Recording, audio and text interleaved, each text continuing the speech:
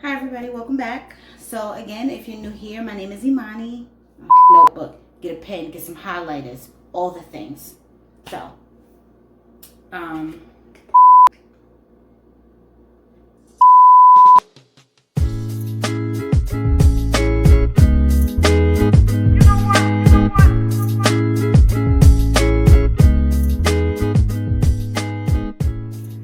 everyone, welcome back. If you're new here, my name is Imani Johnson and my company name is Baby B Candles and I am a candle maker. This video, I want to show you guys everything that it takes to make candles, which is a lot. Getting into it, I was one of those people in the beginning that thought making candles, you melt some wax, you add some scents to it, you stir it in a pot, and then boom, it's a candle, right? Wrong. So wrong. It's not even funny how wrong that is. What I've learned so far is that the supplies are everything. So, supply number one I am going to show you is wax. Now, this is a 5-pound slab of paraffin soy blend wax. It's called IGI 6006. I will get into the different types of waxes in another video, but this is just the wax that I started off with. If you're familiar with Jeff Stanley, he makes a ton of YouTube videos. Go check him out. He's fantastic. He was the one who said, in his personal opinion, IGI 6006 was one of the easier waxes to use, which is why I decided to go with this one. This I ordered from AAA Candle Supply. I also have gotten 6006 from Candle Science in the past. I'll put the links down below so you can see what I'm talking about. But that is super important because it's the main ingredient in everything that we do. The second thing that I would say is super important is a pouring pitcher. This is what I use to hold the wax. I chop it up into little blocks. I put it in this pouring pitcher and I use what is called the double boiler method. I will definitely get into that in later videos, but it's one of the methods that candle makers use to melt their wax. This is, oh, it smells fantastic. This is very, very important. Almost impossible to make candles without this in some shape or form. This you can also get from any major candle supply. You can even buy one from Michael's, but it's slightly more expensive at Michael's, but you need one of these. The next thing I would say you need is a scale. This is my kitchen scale. It measures in a bunch of different units. It measures in grams, pounds, ounces, and milliliters. I use ounces when I measure out my wax. A lot of people use grams. You can switch back and forth between ounces and grams. Since my scale is on the fritz and it's on its way out, sometimes grams is easier to use because it's not the most accurate scale. Nah.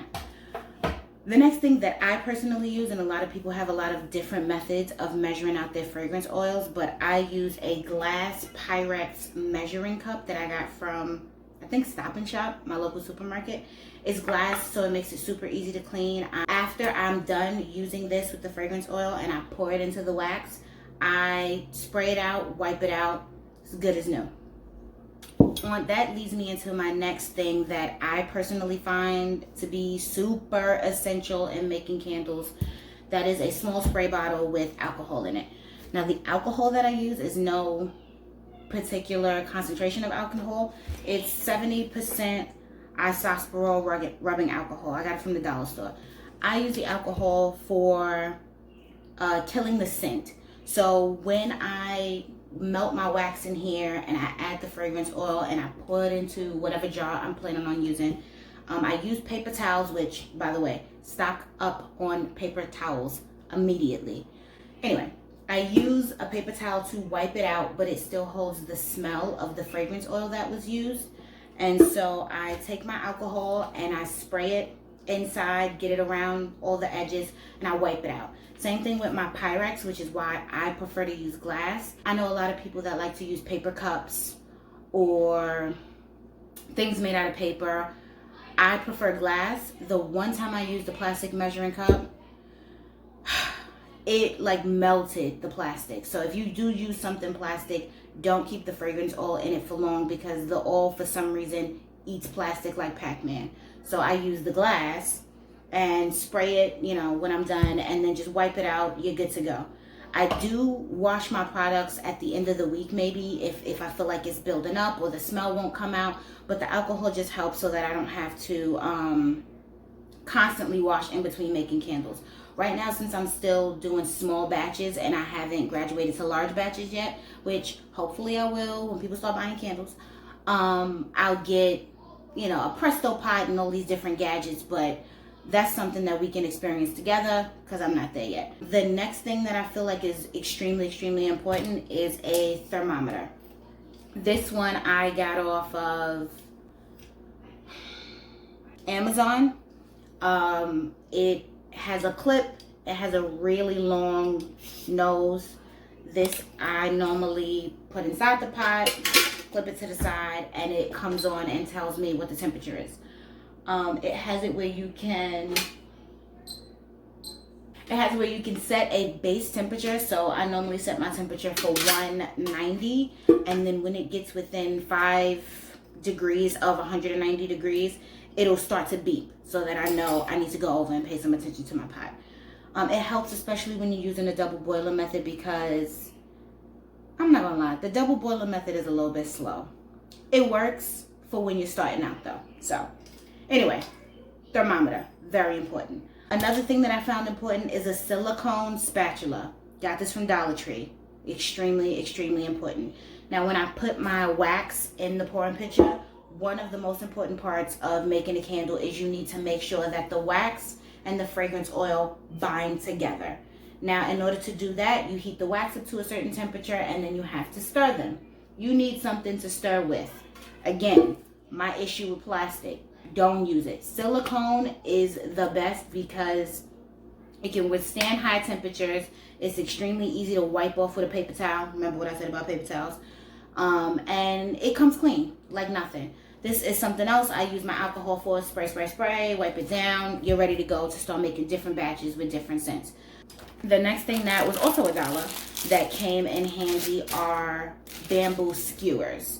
These came in handy because my house, the temperature fluctuation is crazy.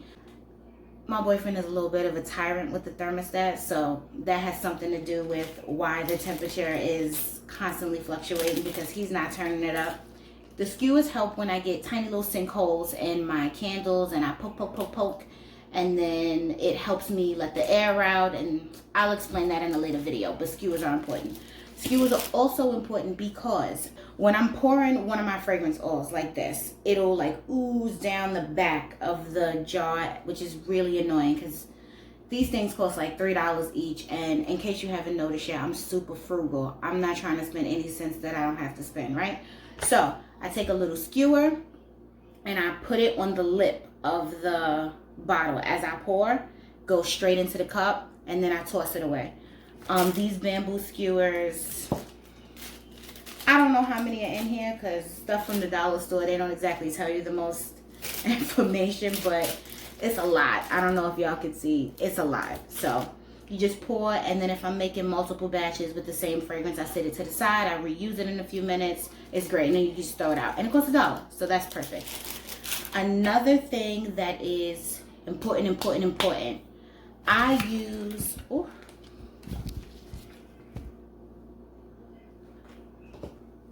another thing that is important, I use a hot glue gun. This is my cute little pink hot glue gun. Love the color pink. I got it from Michael's. It's extremely helpful. This coupled with my mini glue sticks.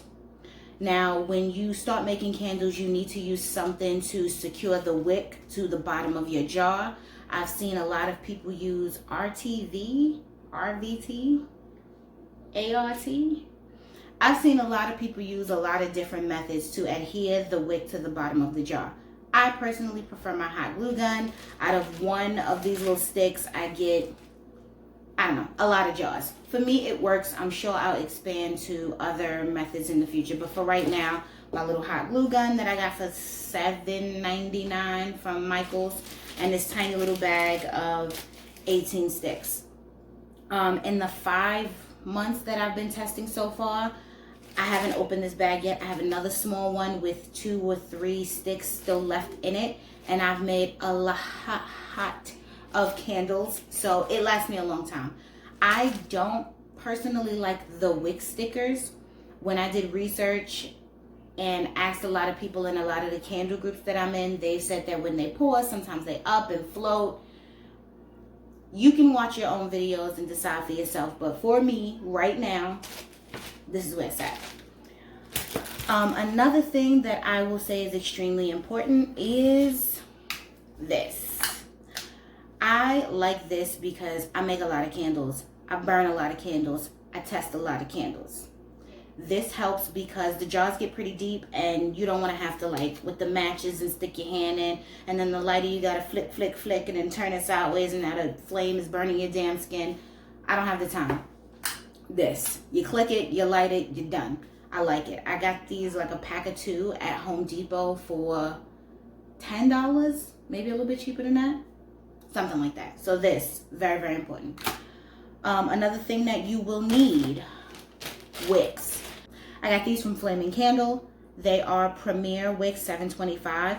It's a long piece of cotton wick coated in wax with a metal tab at the bottom, if you can see it. This is where you put the hot glue and then you put it to the bottom of the jar. You're going to need a lot of these, and you're also going to need to test a lot of these. I will definitely get into that in a different video because that is a different world completely. With this wick, you need to have a vessel picked out. This is the jars that I use. This is a straight-sided tumbler made by Libby. I buy mine from Candle Science. They are the best. I buy these along with these metal circular lids. I normally buy the black ones, but due to the Rona, metal silver is what I have right now. So these are my jars. These wicks for me work perfect in this jar. So those are some other essentials. A few more things that are absolutely necessary in the process of making candles. Something to cut your wax with. I use a soap cutter. So I bought this from Candle Science. It is a soap cutter to cut soap. But when I hold the handle, I guess I'll just show y'all. It's covered in wax because I don't always clean my supplies. Because, girl, sometimes I make 20 candles in a day and I'm tired. And like I said, I'm a mom, so I don't have the time. Anyway, I take it and I chop, and it cuts through it like nobody's business. Hard wax, soft wax, cuts it off. That is really important. Another thing that has become important to me is a tablecloth because I'm a smart ass, and when I first started making candles, I thought, well, my table's wood, so I'm good, right? Wrong. Fragrance oil, again, eats through plastic. Another one of its tasty snacks, paint. I have paint on my table because I used to also refinish furniture. I know, doing too many things. And when I put one of the fragrance oils down on the table from pouring without my beautiful skewers, so it dripped all down the bottle, when I put it down on the table and went to pick it up in 20 minutes, it took the paint with it. So I went to the same dollar store and I bought a tablecloth. It's worked wonders. I throw it down. When I'm making my candles, I wipe it down with a Clorox wipe, pick it up, fold it up, we're good to go.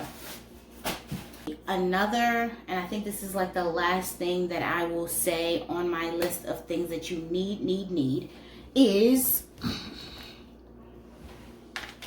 one of these babies. This is my heat gun. I bought this from Home Depot. I think it was $30 or $40. This is for, sometimes you'll have candles, as I mentioned earlier, that will end up getting sinkholes into them. I'll explain sinkholes later. You want to melt the wax to fill it in, you need this. Sometimes your tops don't come out smooth, the way candles should all be smooth. You're going to need this to melt the tops. There's a million reasons why you'll need this. It will come in handy, I promise you. I know $40 seems like a lot in the beginning, especially since I said, it's $1 here, the pouring pitch is about 20, the scale's about 20, the wax is I think for 10 pounds, I pay about $20 plus shipping. It adds up. Candle making is not for the faint of heart. So if you try something once and then you're like, I'm done, this might not be for you. I'm sorry. But if you're willing to get it right, this can turn into something. So I say all that to say, you need it. Please get it. A few more notable mentions that are not 100% necessary, but you should look into. You need to get you a handy dandy notebook. You also need to get you a pen. I like pink and I like for my stuff to be pretty. You know, it motivates me, but I can't even tell you how many notes I took in the beginning. And this is my second book. This is my third book. I started out with a notebook and then I moved to a binder that was color coded and categorized. Girl, I'm telling you. And now that I'm closer to my launch, I have this book with some notes, some formulas, and some things. And I also have this calendar that I bought to help me organize when I'm doing stuff, how I'm doing it, the dates I need to do it on, who I need to do it with. Along with any journey, you need notes. You need to be able to reference things that you've done in the past. You need to be able to remember formulas, because once you make a candle and you can get that good cold throw, which is the smell of the candle when you're not burning it, and then you do burn it and you get that good hot throw, which is the smell of the candle when you are burning it, you're going to be like, hold up, what did I do? You need to write it down. Before you make a candle, as you make the candle, after you make the candle, you need to take notes of everything.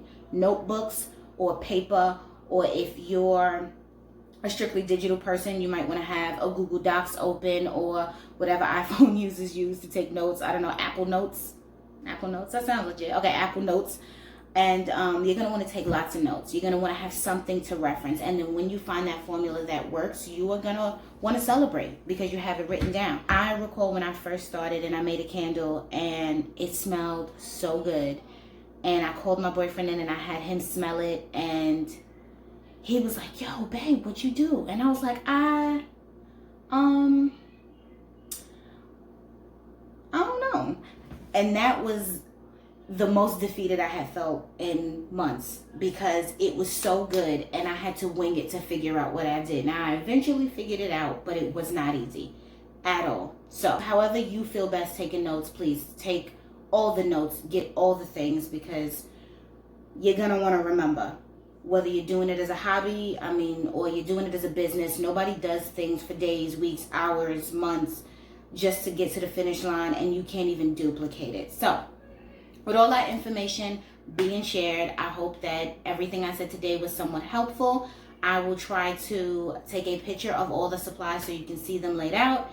And thanks for tuning in. I really hope you come back. If you like this video, please like, subscribe, comment if you have questions. If there's things you want to know, ask, please. I have no problem sharing. That's the purpose. I want to share. And thanks. Bye, everybody. What does Batman tell Robin before he gets in the car? What? Get in the car. And that's all the time we have. Goodbye.